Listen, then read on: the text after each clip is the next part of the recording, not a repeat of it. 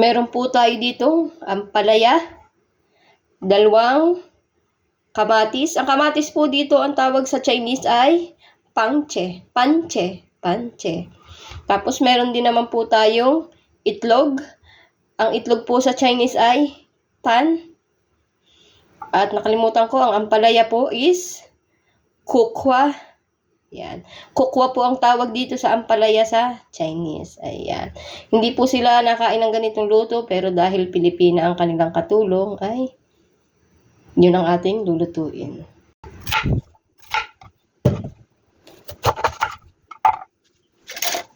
Kailangan ay kayod na kayod na hindi daw mapait. Kayodin natin. Parang ang pinig ko ang ampalaya nito ah. Ansin natin yung nakakapagpapait.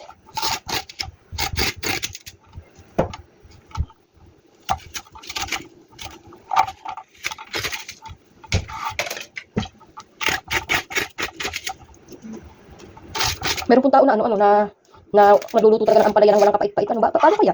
Ako kasi ay mapait. Ewan ko ngayon, try natin. Bigyan natin ng mas madaming effort. Tapos saka natin gayatin.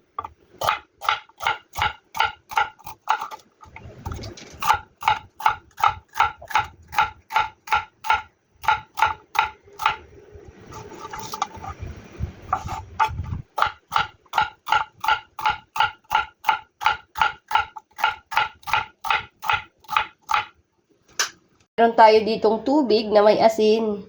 Ilalagay natin yung ating ginayat na ampalaya. Ibababad lang natin, tingnan natin kung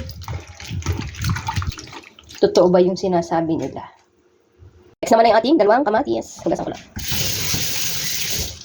Next naman ay yung ating dalawang kamatis. Gayatan lang natin yan.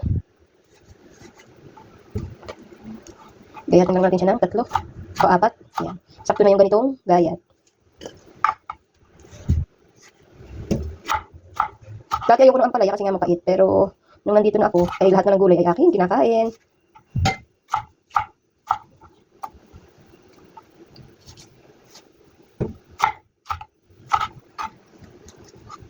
Ayan po ang ating kamatis. Okay na. Naman po tayo sa sibuyas. Tinitipid ko po ang sibuyas nila dito kasi masyado namang malaki kapag isang lutuan. Kaya kumukuha lang ako ng sakat sa aking gagamitin. At itatabi natin yung iba. Masyadong malaki ang sibuyas, kaya hindi ko nilalahat.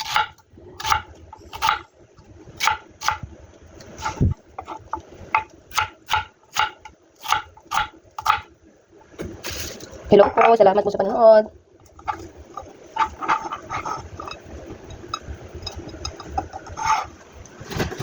Ngayon naman po ay isang bawang lang ang ating ilalagay. Hindi ko na po ito gagawin kasi hindi nakain ang amo ko ng lutong bawang. Kaya pipit-pitin ko lang po siya. Ayan, ganito lang. Pagsabay na natin ang ating bawang.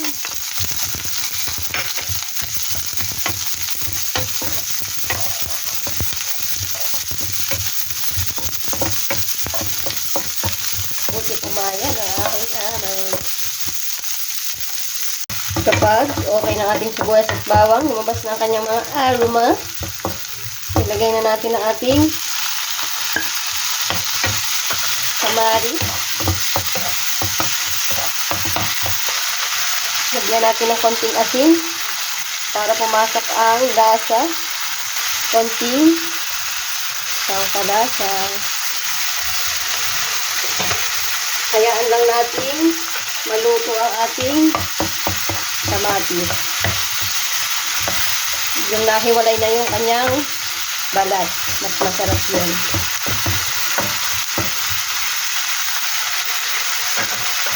Takpan muna natin. Balikan natin mamaya. Check na natin ang ating kamatis. Ayan. Luto na ang ating kamatis. Ilagay na natin ang ating ampalaya.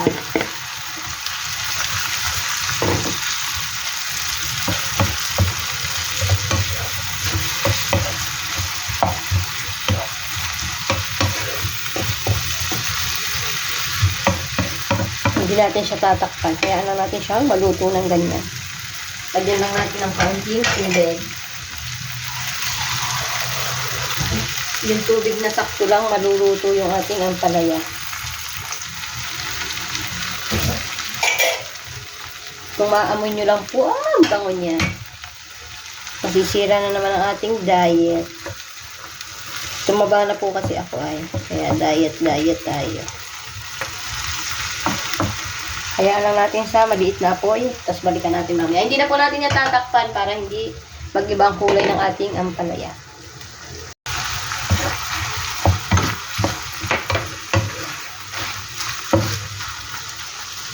Luto na po yung ating ampalaya. Ilalagay na po natin ang ating itlog. Haluin lang natin ng banayad.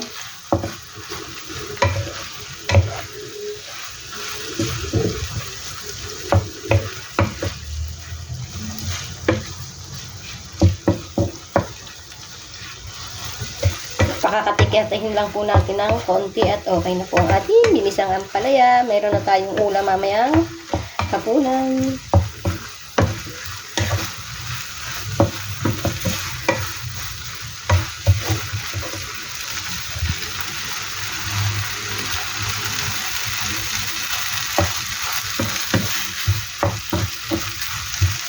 Iga-igahin lang po natin ng konti. At yan, luto na po ang ating ginisang ampalaya. Yan. Thank you po sa inyong panonood. Bukas po ulit. Salamat! Bye-bye!